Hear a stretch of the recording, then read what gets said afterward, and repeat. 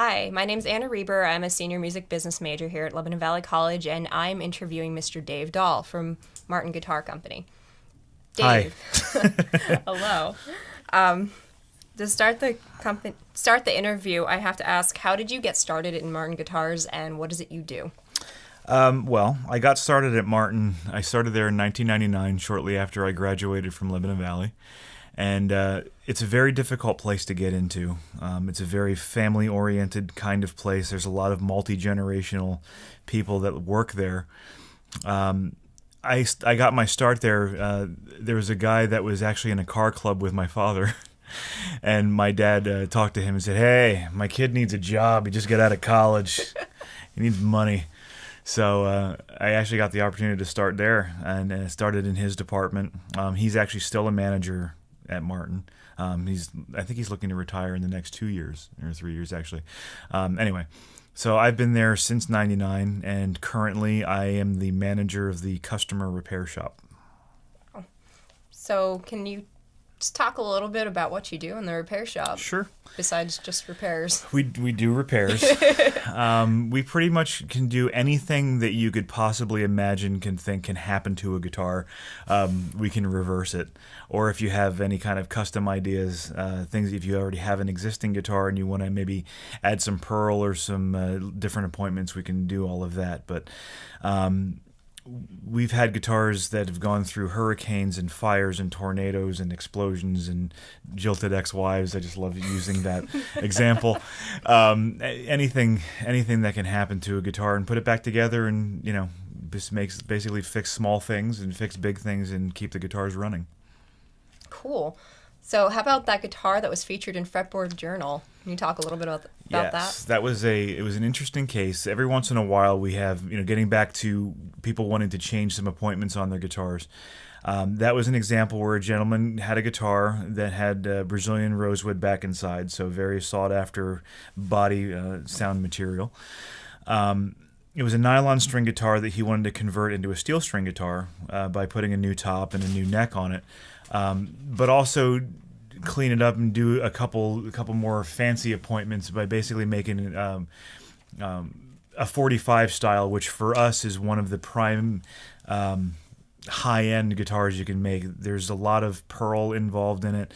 But what actually made this guitar extra special was the guitar started out life being a 1960s 0028C classical string, and he wanted it to look like a guitar built in 1927. So we had to do all of the appointments and make it look like you got in a time machine. Went back to 1927 and bought this guitar in 1927. So a lot of big transformation went into this. So it was a lot of work. Definitely a lot of work. Oh my goodness, I bet. How long did it take you to restore this guitar?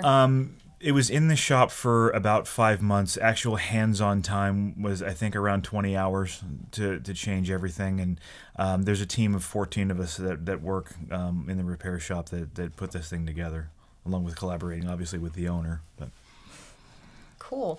So my next question, I heard that you do a YouTube series for Martin. I do. Can you talk about that? Well, anybody that was just in my presentation downstairs knows that I can talk for hours on end without stopping. So that's basically how that got started. I joke that it's my job to know everything about everything, but it's literally my job to know everything about everything when it comes to the kinds of guitars we make and the different models. And, again, we've been making guitars since 1833, so it's a lot of different models, a lot of different specs. And I've learned a lot of those things, and I can kind of just talk about them ad nauseum. But I'm also, again, I was a music major here, so I'm an onstage performer, and I just have that performer mentality about me. So add a bunch of knowledge with wanting to be in front of people and just trying to, just wanting to get that message out. And I guess I was a natural to be on camera. And thankfully, my wife makes me watch the Food Network all the time. So I learned how to be good on camera and learn how to talk to a camera and not pretend that it's just another person you're talking to, instead of, kind of like I'm doing now, talking into a microphone. I'm pretending there's not a microphone, and I'm just talking to a bunch of people in a room with a light up umbrella and a bunch of other stuff, and we're just having a good time. So Awesome. All right. So I also heard that you work with pretty big name people, send their guitars into you, like Eric Clapton. Yes. How is that working with them? You know, I've worked with a lot of celebrities. Clapton is one. I could sit here and name drop, but you know, it's a really unique thing for me. But I do my best to try to treat everybody the same. I'll talk to Marty Stewart just like I'm talking to you. Or Nancy Wilson, or now I'm name dropping. You know, just really any of those guys. I mean, we're all guitar players. They're all guitar players, and really, when you talk to those guys, they don't assume that, you know, well, I'm a celebrity, I deserve this kind of treatment. Where are my green M&Ms? They're not, you know, most of them, I mean, you're definitely going to have people that are like that, but most of them aren't like that. They just want to be around. They just want to get their guitars fixed and just talk shop a lot of times. So, and I mean, don't get me wrong, it's an extraordinary honor, and I'm extraordinarily lucky to be doing what I'm doing, and I don't take it for granted at all. But, you know, I just try to, again, treat everybody pretty much the same. Cool, good advice. So to wrap things up, I just have to ask, do you have any advice for LVC students who are going to be graduating soon? Yes, get a job.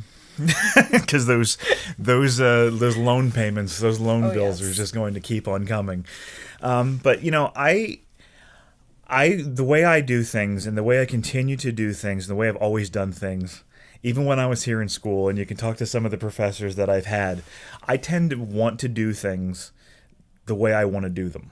And it may not necessarily be the way that everybody wants it done. It might not be that exact path. But if you have something in your brain that this is what you want to do, and you feel like you're doing it the way that you need to do it without hurting other people, then by all means do it and follow what it is you're doing. And you never know where it's going to take you. I mean, again, I was a trumpet music performance major here.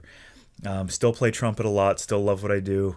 Love what I did here. But now I'm, you know, a global whatever, you know, building guitars and repairing guitars and doing a completely different thing than I ever actually thought that I would be doing, but just following the path and just wanting to be in music and just seeing where it was taking me. You know, I know it's tough. The music industry is really hard to try to do things, but if you keep your mind open and don't just try to have tunnel vision, well, like I want to be in a studio, or I want to be a singer, or I want to be a guitar player, I want to be on tour all the time. The competition is very, very tough, but that doesn't mean that you should stop.